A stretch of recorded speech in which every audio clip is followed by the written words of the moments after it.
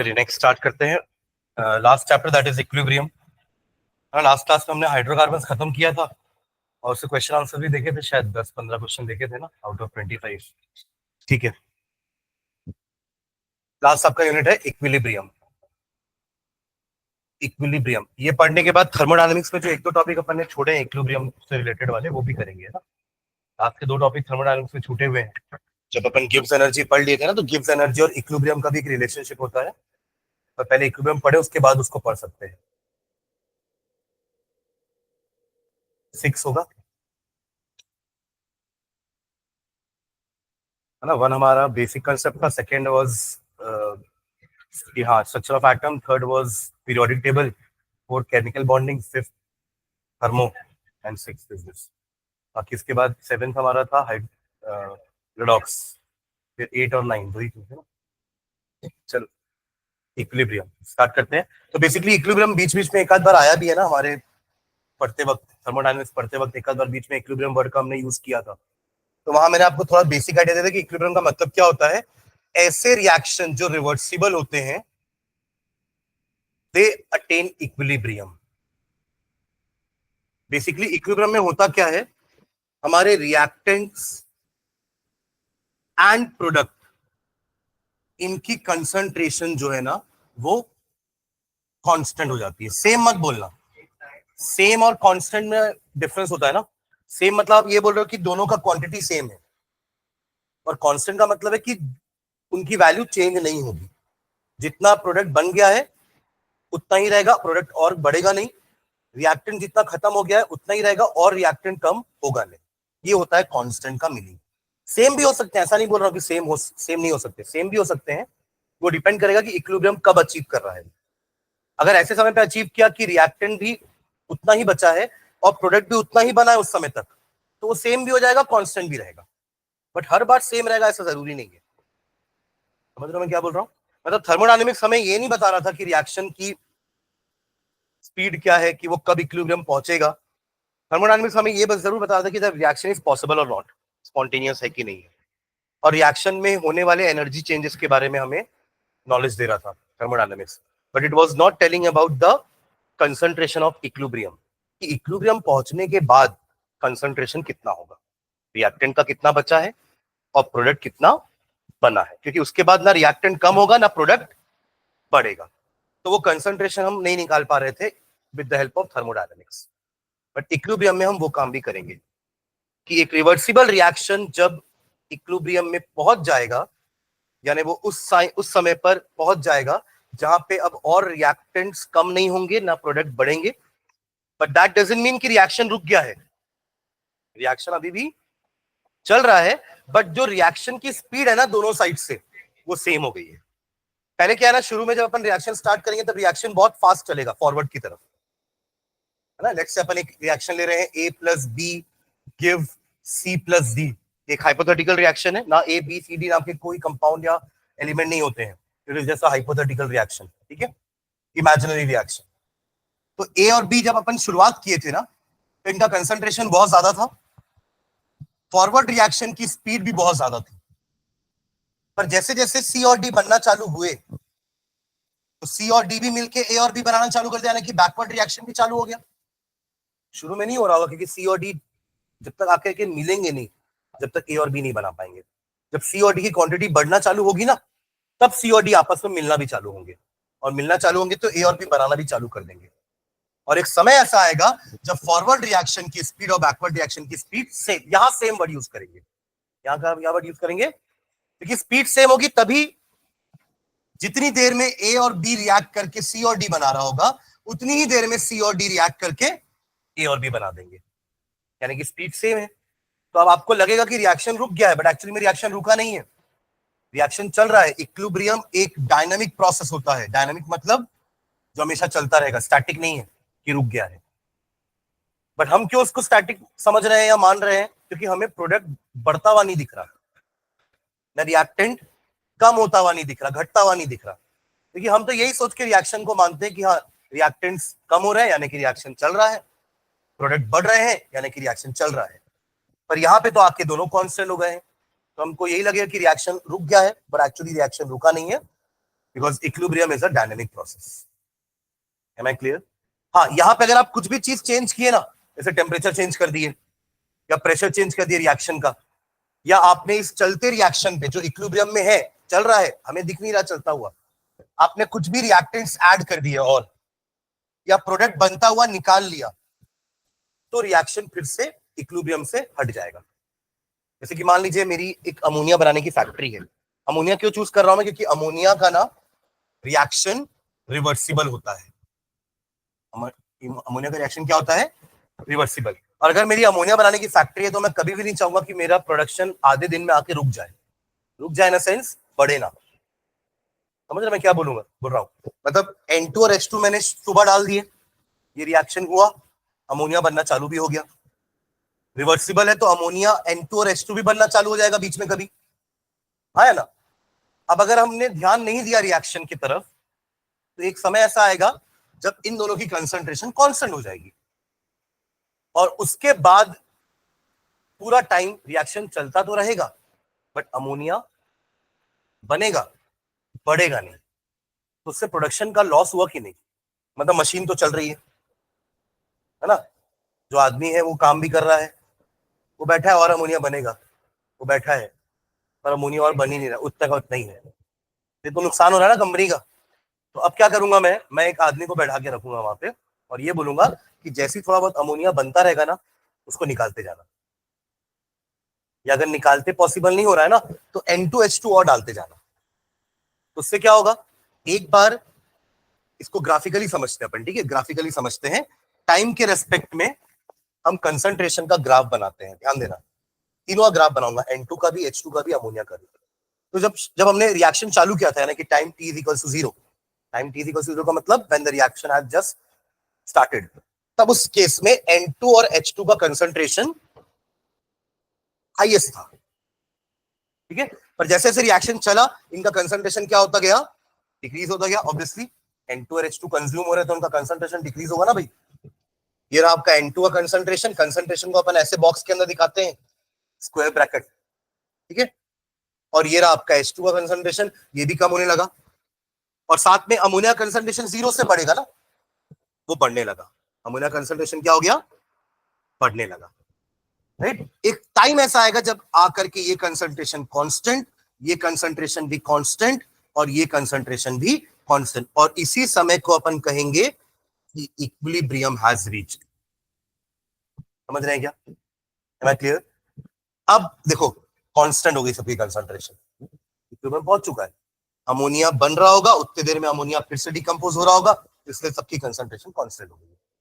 अब यहाँ दो तरीके से अपन अपने प्रोडक्शन को और आगे बढ़ा सकते हैं, या हम चाहते हैं कि रिएक्शन फॉरवर्ड ही चलता रहे, बैकवर्ड ना हो। बैकवर्ड ऐसा तो नहीं हो सकता कि बैकवर्ड ना हो, बट रिएक्शन की स्पीड फॉरवर्ड में फास्टर हो जाए ताकि अमोनिया और बढ़े। तो उसके दो तरीके हैं, या तो आप अमोनिया को निकाल दो, तो अमोनिया निकालोगे तो क्या होगा? इसका कंसंट्रेशन थोड़ा कम हो जाएगा, तब ये लोग रिएक्ट करना फिर से चालू करेंगे। मतलब इक्विलिब्रियम यहां पर आके क्या हो गया? डिस्टर्ब। Equilibrium is disturb. क्यों डिस्टर्ब हुआ? क्योंकि हमने अमोनिया को निकाल लिया बाहर। नहीं, पूरा नहीं निकाल रहे हैं, थोड़ा सा निकाले, पूरा नहीं निकाल पाएंगे अभी, है ना? थोड़ा सा निकाले तो थोड़ा सा कम हुआ। अब ये फिर रिएक्ट कर रहे हैं तो अमोनिया और बढ़ना चालू होगा, फिर बढ़ेगा ना, और फिर आकर के एक समय आएगा जब इक्विलिब्रियम फिर से क्या हो जाएगा? रीस्टैब्लिश। तो वो आदमी को बोलना पड़ेगा भाई बार बार करना है काम, ताकि अमोनिया बनता भी रहे और निकालते रहेगा, तो फॉरवर्ड रिएक्शन ही चलता रहेगा। मैं ऐसा नहीं बोल रहा हूँ कि बैकवर्ड रिएक्शन पूरा 0 हो गया है, वो तो होगा, बट साथ में फॉरवर्ड भी हो रहा है, ताकि धीरे धीरे अमोनिया और बनता भी जा रहा है। ऐसा नहीं है कि अमोनिया का कंसंट्रेशन कांस्टेंट है। और दूसरा तरीका वही था, आप अमोनिया को नहीं निकाल पा रहे हो तो आप H को बढ़ा दो, H को बढ़ाओ तो H बढ़ने के बाद फिर से रिएक्ट करेगा और फिर से इक्विलिब्रियम रीस्टैब्लिश हो जाएगा। मतलब डिस्टर्ब होने के बाद ऐसा नहीं कि रिएक्शन वापस इक्विलिब्रियम में नहीं आएगा, आएगा, फिर वो धीरे धीरे वैसे ही चलता है रिएक्शन जैसे यहां चल रहा था। फिर एक स्टेज ऐसा आएगा जहां पर स्पीड फिर से सेम हो जाएगी, ठीक है? चलो ठीक है, ये तो बेसिक इक्विलिब्रियम मैंने समझाया। इक्विलिब्रियम का डेफिनेशन लिखते हैं, लिखो नीचे। Equilibrium represents the state of a process. Equilibrium represents the state of a process. Equilibrium represents the state of a process in which the properties like temperature,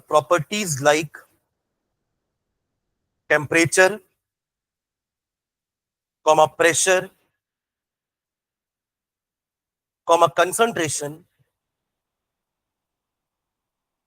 ये तीन चीज को चेंज करोगे तो आपका इक्विलिब्रियम डिस्टर्ब हो जाएगा, but it will again re-establish itself, in which the properties like temperature, pressure, concentration of the system do not show any change, do not show any change, do not show any change with the passage of time. Do not show any change with the passage of time.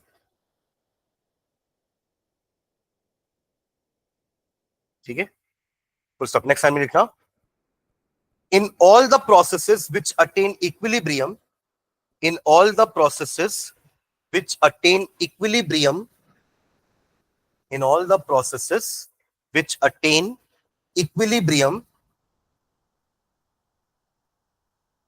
ऐसा नहीं है ना कि सिर्फ chemistry में equilibrium होता है, physical processes में भी इक्विलिब्रियम होता है. ठीक है, फिजिकल जैसे केमिकल और फिजिकल थर्मोडायनेमिक्स था, वैसे ही फिजिकल एंड केमिकल इक्विलिब्रियम भी होता है. ठीक है, हाँ, क्या लिखिए, if in all processes which attain equilibrium, comma, two opposing processes are involved, two opposing processes are involved. इस लाइन का मीनिंग समझे? हाँ, forward backward, two opposing processes are involved. और इक्विलिब्रियम पहुंचता कब है? जब ये दोनों प्रोसेसेस की स्पीड सेम हो जाती, कांस्टेंट नहीं, same. Concentration constant, speed same. हाँ, two opposing processes are involved, full stop. Equilibrium is attained when the equilibrium is attained when the equilibrium is attained when the rates of the two opposing processes, rates, chemistry में rate का मतलब speed होता है. When the rates, RATES, rates of the two opposing processes, rates of the two opposing processes become equal, become equal, become equal. ठीक है, next time लिखना, in general a chemical equilibrium is represented as, in general a chemical equilibrium is represented as, in general a chemical equilibrium is represented as A molecules of A plus B molecules of B. ये equilibrium का sign बोल लो या reversible का sign बोल लो, है ना. X molecules of X and Y molecules of Y, जहां पे हमारे A और B, कैपिटल A और B क्या है? Reactants. Small a and small b number of moles है. समझ रहे हैं क्या? कैपिटल A कैपिटल B क्या है? Capital A and capital B are our reactants. X and Y, capital X and capital Y हमारे प्रोडक्ट्स, और small a, small b, small c, small d है नंबर ऑफ मोल्स. ये अपन इस type का reaction बहुत बार use करेंगे पूरे chapter को पढ़ते वक्त. ठीक है,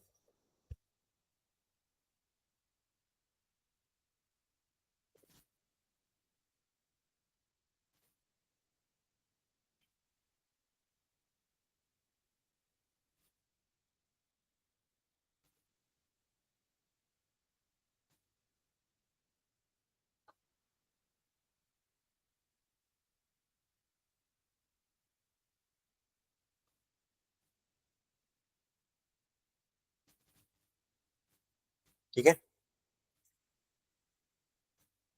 नीचे लाइन में लिख रहा हूं, based on the extent of reaction, based on the extent, based on the extent, extent, based on the extent of reaction before equilibrium is attained, based on the extent of reaction before equilibrium is attained, chemical reaction may be classified as follows. Chemical reactions may be classified as follows. As follows. हाँ, 3 type का लिखना. First लिखना, first, those reactions which proceed almost to completion. हाँ, ये पहला type. Those reactions which proceed, those reactions which proceed almost to completion. Those reactions which proceed almost to completion. That is, मतलब बहुत सारा reactant खत्म होने के बाद इक्विलिब्रियम पहुंचा है. That is, concentration of reactants left are, that is, concentrations of the reactants left are negligible. Negligible. Negligible. यानी बहुत सारा प्रोडक्ट भी बना है. समझ रहे हैं क्या? अगर रिएक्टेंट बहुत सारा रिएक्ट किया है तो प्रोडक्ट भी बहुत सारा बना होगा, और रिएक्टेंट बहुत कम बचा है, प्रोडक्ट बहुत सारा बन गया है. इक्विलिब्रियम बहुत लेट अचीव हुआ मतलब. ठीक है, सेकंड टाइप लिखना. Second type, those reactions in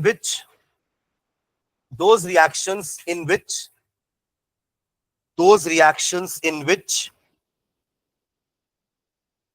only a small amount of the reactants react.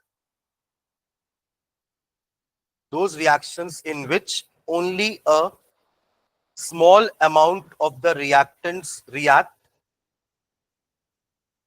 Those reactions in which only a small amount of the reactants react and equilibrium is attained. And equilibrium is attained.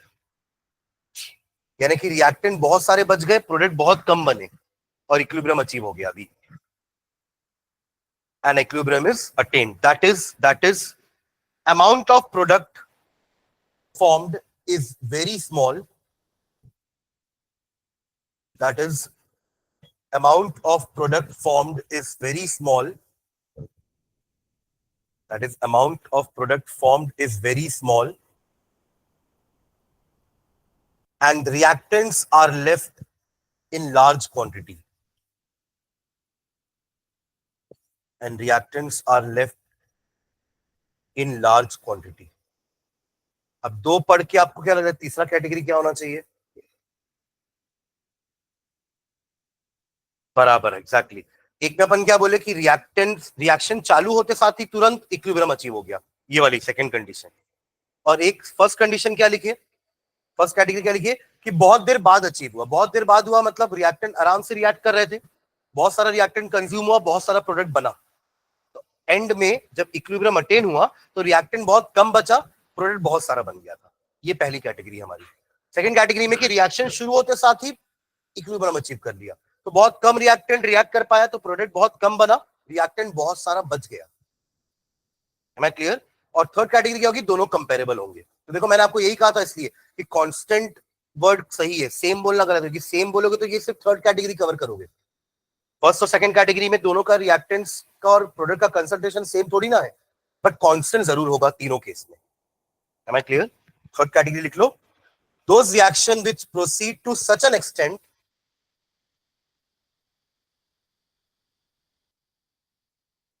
those reactions which proceed to such an extent, such an extent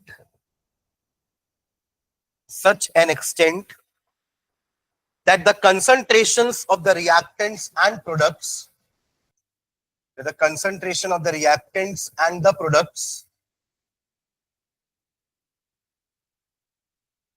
concentration of the reactants and the products at equilibrium are comparable. At equilibrium are comparable. At equilibrium are comparable. Comparable.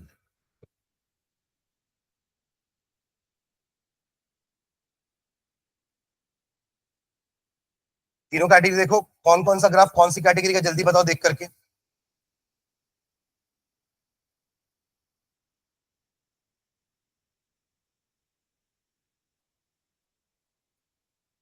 देखो तीनों में equilibrium achieve हो रहा ना, इसमें यहां पर हुआ, इसमें यहां पर हुआ और इसमें यहां पर हुआ, इक्विलिब्रियम तीनों में अचीव हो रहा है।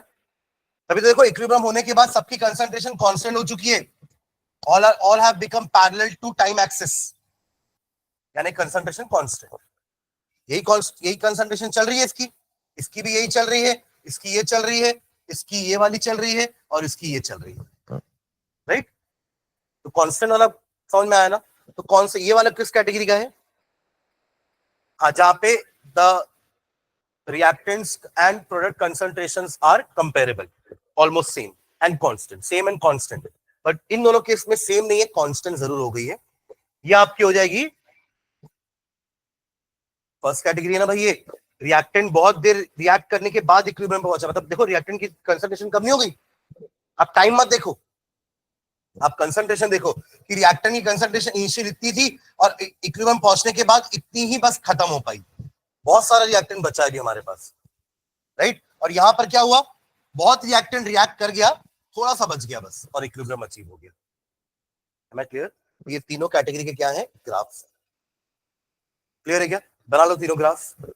वाई एक्सिस में कंसंट्रेशन लिखा हुआ है, CONC का मतलब क्या है, कंसंट्रेशन, और एक्स एक्सिस में सबके क्या है, टाइम। एक्स और वाई एक्सिस लेबल करना मत भूलना ना। और आर और पी का मतलब समझ गए ना। आर का मतलब है concentration of reactants and P का मतलब है कंसंट्रेशन ऑफ प्रोडक्ट्स। तीनों ग्राफ बना लो। ये आपकी कैटेगरी 1, कैटेगरी 2 एंड कैटेगरी 3। इसलिए मैंने कहा था कि concentration of reactant and product is same मत बोलना कि इक्विलिब्रियम में आने के बाद दोनों की कंसंट्रेशन सेम हो जाती है। ऐसा सिर्फ थर्ड कैटेगरी में हो रहा है, फर्स्ट और सेकंड कैटेगरी में ऐसा नहीं हो रहा है, ठीक है। इससे कांस्टेंट वर्ड यूज करना ज्यादा सही है।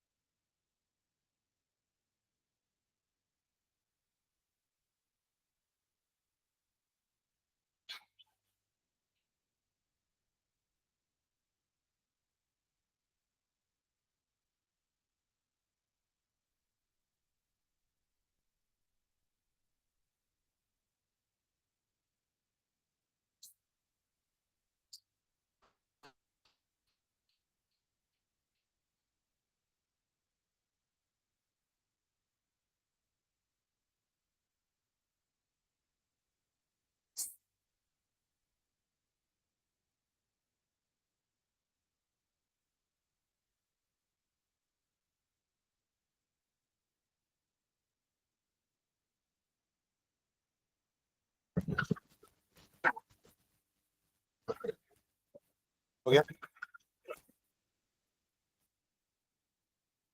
नेक्स्ट हैंड डालना। Equilibrium in physical processes.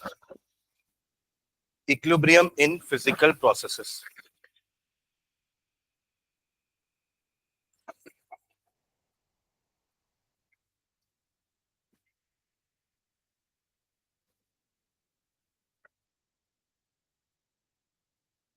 ना केमिकल तो हमें पूरे चैप्टर में पढ़ना है ना। फिजिकल प्रोसेसेस का पहले इक्विलिब्रियम देखते हैं। इक्विलिब्रियम इन फिजिकल प्रोसेसेस, इसमें हाइफन डाल के लिखना। The most common equilibrium involving physical processes are, the most common equilibrium involving physical processes are, involving physical processes are, involving physical processes are those which involve, those which involve phase transformations, phase state change, which involve phase transformations. Phase transformation का मतलब state change, solid से liquid, liquid से gas, gas से वापस से liquid, liquid से वापस से सॉलिड, मतलब ये सारे आपके क्या है, ट्रांसफॉर्मेशन है। सब्लिमेशन भी करते हैं ना, सॉलिड से गैस, गैस से सॉलिड, तो इनके बीच में क्या होता है, इक्विलिब्रियम एस्टैब्लिश होता है। ठीक है, नीचे लिखना this include, these include, these include solid, और फिर ये इक्विलिब्रियम का साइन लिख करके लिक्विड लिखना, फिर liquid equilibrium with gas, solid equilibrium with gas, sublimation. उसके अलावा solid in equilibrium with solution, ये कब होता है, सॉल्युबिलिटी के केस में, sugar and water, solid, solid and solution. और गैस भी डिसॉल्व होती है, तो गैस एंड सॉल्यूशन। ये सारे फिजिकल प्रोसेसेस हैं, जिसमें अपन सॉलिड से लिक्विड वाले को मेल्टिंग बोलते हैं, तो लिक्विड से सॉलिड वाले को फ्रीजिंग बोलते हैं। ये सब फिजिकल प्रोसेसेस के नाम है। लिक्विड से गैस वाले को अगर अपन इवेपोरेशन बोलते हैं या बॉइलिंग बोलते हैं, तो गैस से लिक्विड वाले को हम कंडेंसेशन बोलते हैं। मतलब फॉरवर्ड बैकवर्ड के नाम लिखे हमारे रिएक्शंस के। सॉलिड से गैस वाले को अगर हम सब्लिमेशन बोलते हैं, तो गैस से सॉलिड वाले को भी सब्लिमेशन बोल सकते हैं। अदरवाइज एक और वर्ड है इसका, डिपोजिशन। एक और वर्ड क्या है इसके लिए, डिपोजिशन। सॉलिड से सॉल्यूशन, इसको बोलते हैं डिसोल्यूशन। सॉल्युबल हो रहा है ना, अरे शक्कर पानी में सॉल्युबल होगी तब तो सॉल्यूशन बनेगा, तो इसको बोलेंगे अपन डिसोल्यूशन। और इसको बोलते हैं सॉल्यूशन से वापस सॉलिड बन जाना, प्रेसिपिटेशन। क्या बोलते हैं इसको अपन, प्रेसिपिटेशन। दोनों में वही रहेगा, समझ रहे हैं क्या। तो इन सब प्रोसेसेस के बीच में इक्विलिब्रियम अचीव होता है, तो अपन बोलते हैं कि फिजिकल इक्विलिब्रियम अचीव हो। जैसे कि एग्जांपल समझते हैं अपन, लिक्विड से गैस वाला आप देखिएगा, एक एग्जांपल बता रहा हूं मैं आपको।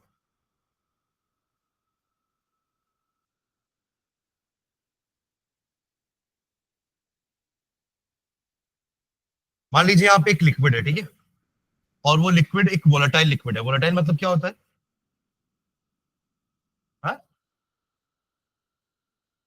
वोलेटाइल लिक्विड का मतलब क्या, what do you mean by volatile. पहली बार सुन रहे वर्ड वोलेटाइल, जो नहीं जोड़ता हो, जो इवेपरेट हो सके, जो इवेपरेट हो सके उसको अपन क्या बोलते हैं, वोलेटाइल। समझ रहे हैं क्या, ये पहली बार थोड़ा सुने वर्ड अपन। हाँ, पेट्रोल भी है जैसा, अगर आप खुला छोड़ दोगे तो वो इवेपरेट हो जाएगा, यानी कि petrol is also volatile liquid. Water भी है, राइट।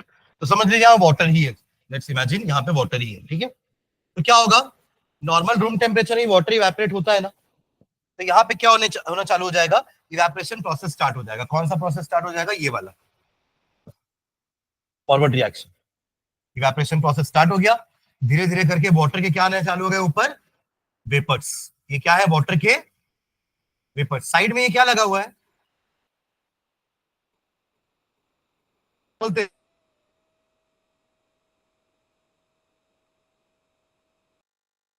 इसमें का है मर्क्यूरी।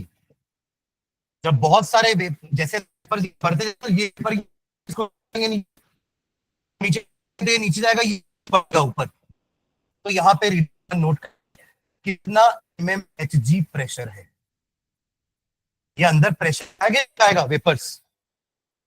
अरे गैस या गैस समझ लो, गैस का प्रेशर होता है ना, क्योंकि गैस के मॉलिक्यूल्स हमेशा मोशन में रहते हैं, ये आपस में भी टकराएंगे और जाके वॉल में भी टकराएंगे, की जिस बीकर के अंदर है वहां में टकराएंगे ना। तो उसी बीकर के वॉल से अगर अपन ने एक बैरोमीटर अटैच कर दिया तो ये बैरोमीटर हमें प्रेशर रीडिंग भी दे देगा कि इसके कारण कितना प्रेशर हो रहा है क्रिएट। M I clear? इसलिए अपन ने यहाँ पे पहले लिक्विड ये मर्क्यूरी को सेम लेवल पर रखेंगे, जितना चढ़ेगा तो ये नीचे जाएगा तो ये ऊपर चढ़ेगा। तो कितना एमएमएचजी, एमएमएचजी भी प्रेशर का यूनिट होता है, जैसे बार होता है, एटीएम होता है, न्यूटन पर मीटर स्क्वायर, हाँ वही pascal, newton per metre square को ही पास्कल बोलते हैं। वैसे ही mmHg is all unit of pressure. Am I clear? तो जैसे जैसे यहाँ वेपर्स बढ़ते जाएंगे ना, यहाँ आपको प्रेशर भी बढ़ता हुआ दिखेगा। ज्यादा ठीक है? अभी क्या दिखाया मैंने आपको? Evaporation, forward reaction. अब क्या होगा, एक समय ऐसा आएगा जब इतने सारे यहाँ पे वेपर्स आ जाएंगे ना कि वो वेपर्स आपस में टकराएंगे।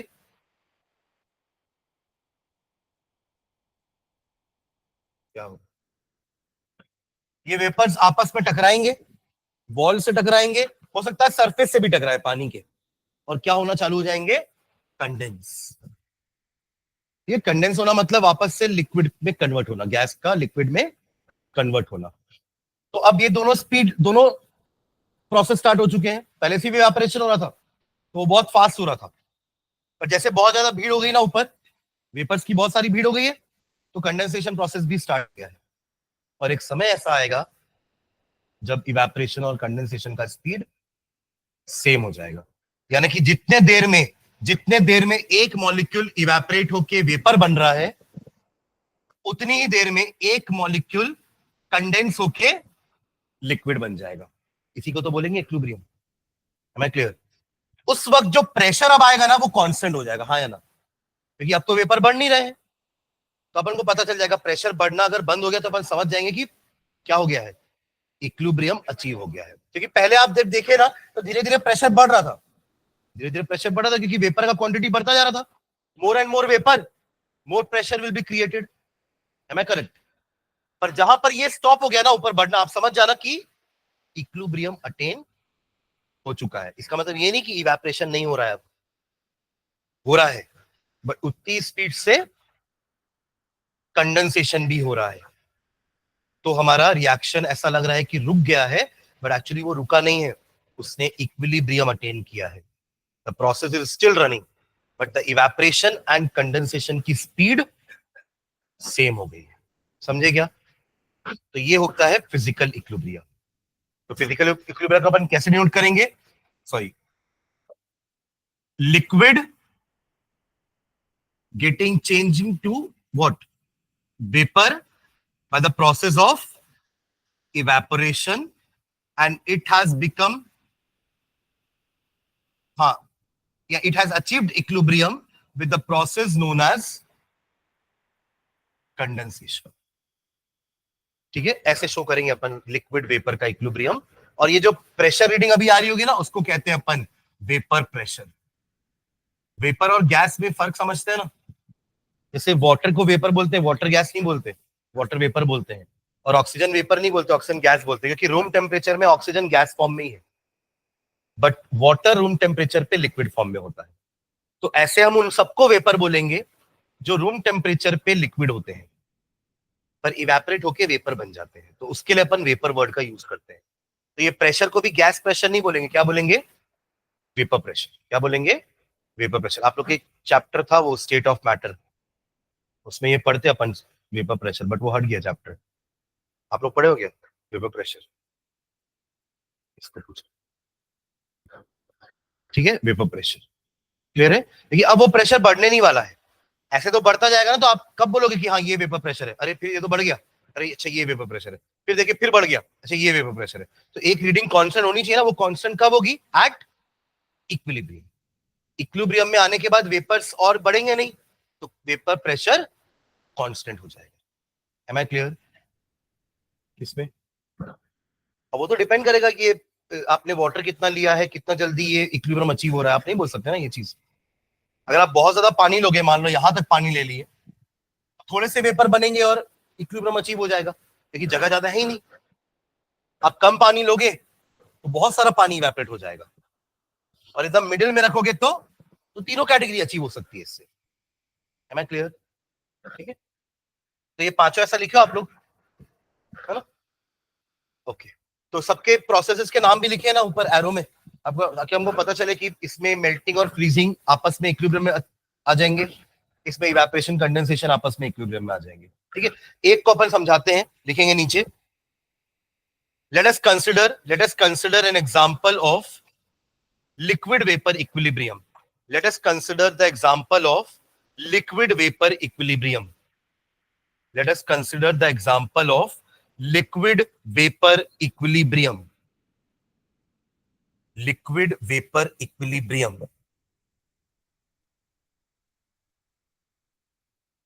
हाइफन लगा लिखना। In this type of equilibrium, in this type of equilibrium, in this type of equilibrium, the rate of evaporation, the rate of evaporation becomes equal to rate of condensation. In this type of equilibrium, the rate of evaporation becomes equal to rate of condensation. Becomes equal to rate of condensation.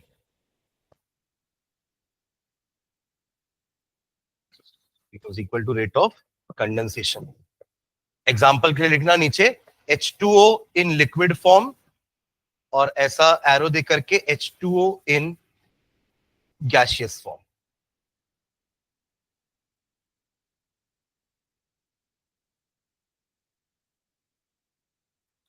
ठीक है, H2O in liquid form, equilibrium का sign लगा के H2O in gaseous form, है ना? बस वो ये डायग्राम बना लो।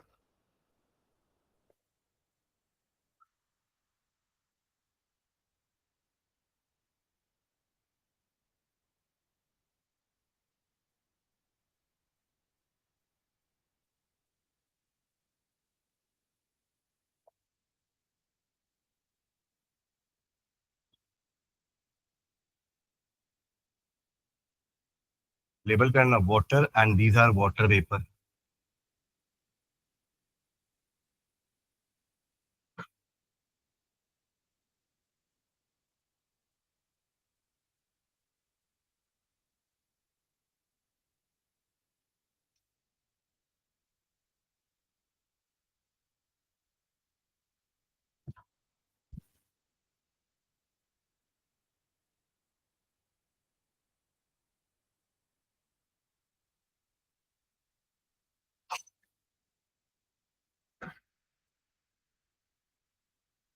ये बीकर अगर ओपन होता तो कुछ नहीं होता, मतलब इक्विलिब्रियम अचीव नहीं हो पाता, है ना? क्योंकि वो गैस तो वहां ठहर ही नहीं रही है, तो वो कैसे कंडेंस होकर के वेपर वापस से लिक्विड बनेगी ना? तो जब भी आपको कोई गैसेस वाला प्रोसेस इक्विलिब्रियम में करना है तो it should be in a closed vessel, ताकि आपके वेपर्स एस्केप ना हो।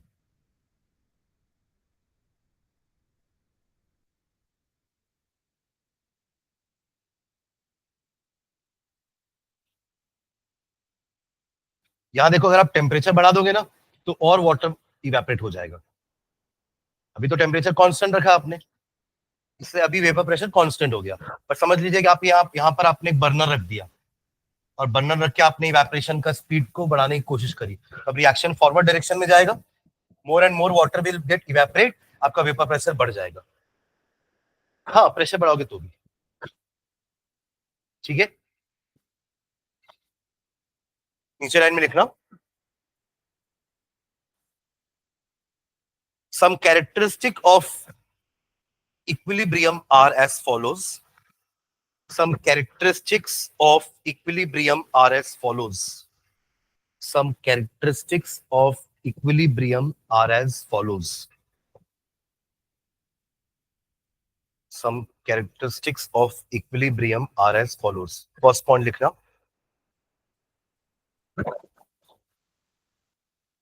at equilibrium, at equilibrium, some observable property of the system at equilibrium, some observable property of the system, some observable property of the system becomes constant at equilibrium. Some observable property of the system becomes constant. जैसे इस example में क्या constant हुआ? Pressure.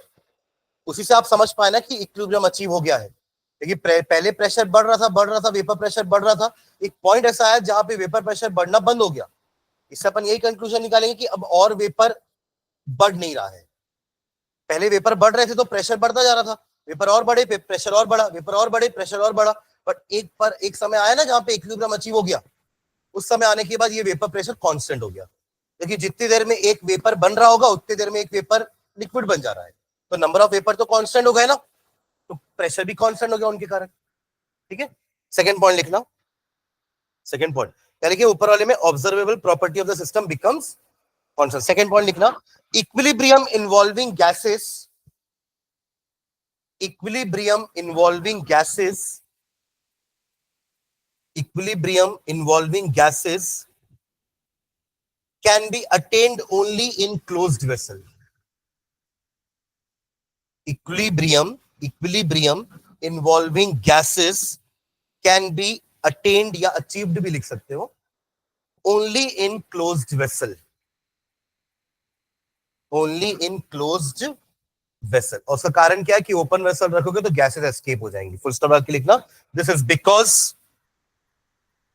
Because if the vessel is open, this is because if the vessel is open the gas will escape. This is because if the vessel is open the gas will escape. ठीक है. Third point, equilibrium is dynamic in nature. Equilibrium is dynamic in nature. Equilibrium is dynamic in nature. Next point लिखना, at equilibrium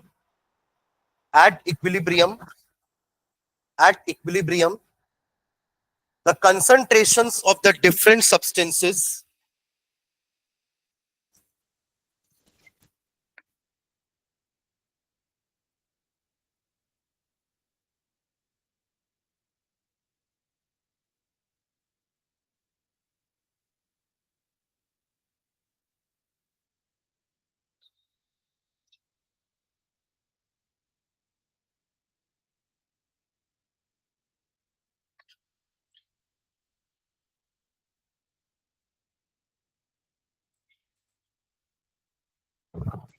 क्या लिखे? At equilibrium the concentration of different substances becomes constant.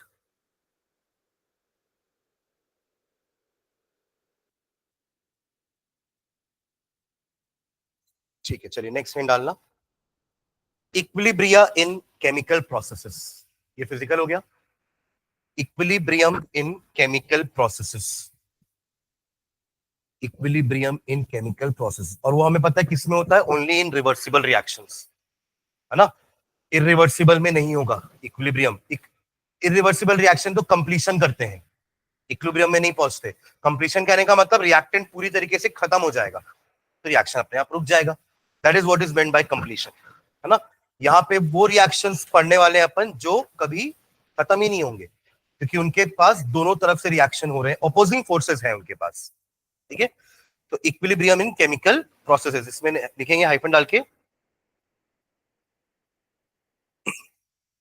Reversible reaction पहला लिखना, reversible reactions first लिखेंगे. Reversible reactions, reversible reactions hyphen डाल के लिखिए. A reaction in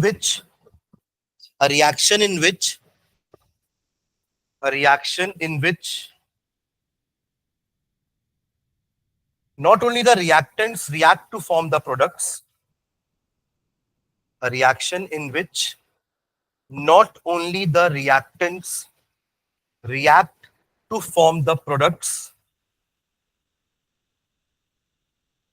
a reaction in which not only the reactants react to form the products, but also the products react to form reactants. But also the products react to form the reactants. The products react to form the reactants.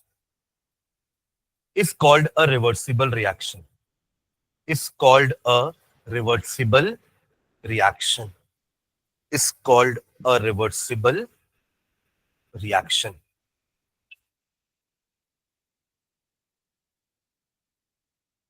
ठीक है, next line में it is represented by putting a double arrow. It is represented by putting a double arrow between the reactants and the products. Between the reactants and the products. Between the reactants and the products. अपन एक hypothetical reaction तो पीछे लिखा था A A B B X X Y Y वाला, वहां भी double headed arrow बना थे दोनों साइड, है ना.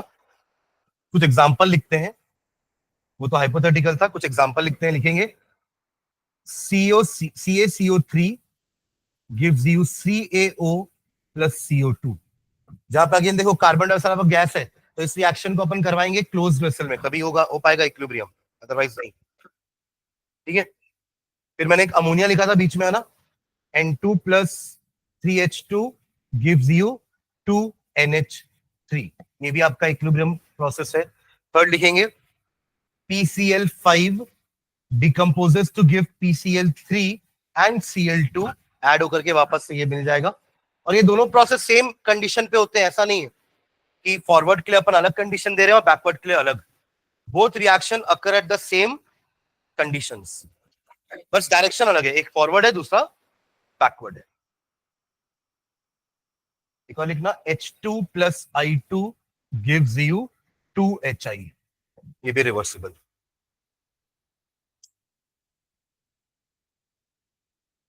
ठीक है, और अगर मैं अभी अपन ने जितने भी ग्राफ बनाए वो किसके किसके बीच में थे, कंसंट्रेशन वर्सेस टाइम. अगर मैं रेट और टाइम का ग्राफ बनाऊं तो बताओ तो कैसा बनेगा. रेट यानी कि स्पीड और टाइम का ग्राफ, बताइए कैसा बनेगा ग्राफ. देखो फॉरवर्ड रिएक्शन और बैकवर्ड रिएक्शन दो लिखने अपन को, तो फॉरवर्ड रिएक्शन की स्पीड शुरू में सबसे ज्यादा होगी, रिएक्टेंट ही रिएक्टेंट है, प्रोडक्ट बना नहीं है, तो ये रिएक्शन की स्पीड धीरे धीरे कम भी होने लगी, क्योंकि धीरे धीरे रिएक्टेंट कंज्यूम हो रहे हैं ना. और प्रोडक्ट की स्पीड पहले कम होगी, क्योंकि धीरे धीरे प्रोडक्ट बन रहे हैं ना, उसकी स्पीड कम होगी और इसको ला करके अपन जोड़ देंगे, यही होगा कंडीशन. और इसके बाद इसमें और कोई दो कंडीशन नहीं है. सुन रहे हो ना, हमने बोला कि कंसंट्रेशन कांस्टेंट रहेगी बट स्पीड सेम रहेगी. स्पीड क्या रहेगी, सेम. किसकी नहीं, प्रोडक्ट की स्पीड 0 से चालू होगी, रिएक्टेंट की स्पीड तो सबसे फास्टेस्ट रहेगी ना शुरू में, धीरे धीरे रिएक्शन की स्पीड कम होती जाएगी फॉरवर्ड वाले की. देखिए देखो शुरू में क्या था ना, रिएक्टेंट्स आपस में एक दूसरे को जल्दी जल्दी ढूंढ पा रहे थे, क्यों, क्योंकि कंसंट्रेशन ज्यादा था, जल्दी जल्दी कोलाइड हो रहे थे, रिएक्शन फास्टर था. पर जैसे जैसे अब सी और डी भी बीच बीच में आ रहे हैं, तो ए और बी को जल्दी से ढूंढ नहीं पा रहा है, तो रिएक्शन की स्पीड कम होगी. आप कंसंट्रेशन बोल रहे हो, कंसंट्रेशन भी हालांकि रिएक्टेंट की ज्यादा ही रहती है, तो रिएक्टेंट का ग्राफ हमेशा ऐसे ही बनेगा और प्रोडक्ट का हमेशा ऐसे ही.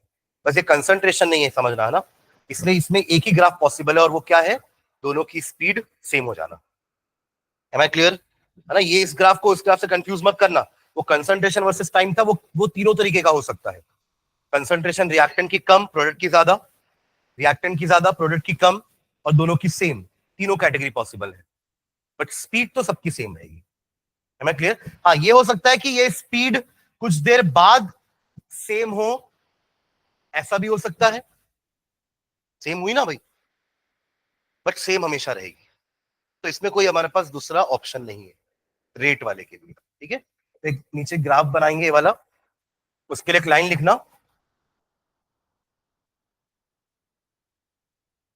इन chemical equilibrium, in chemical equilibrium, in chemical equilibrium a stage comes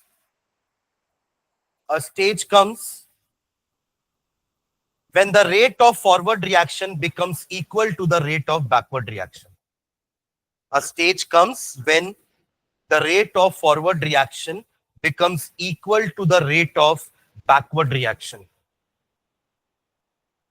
A stage comes when the rate of forward reaction becomes equal to the rate of backward reaction.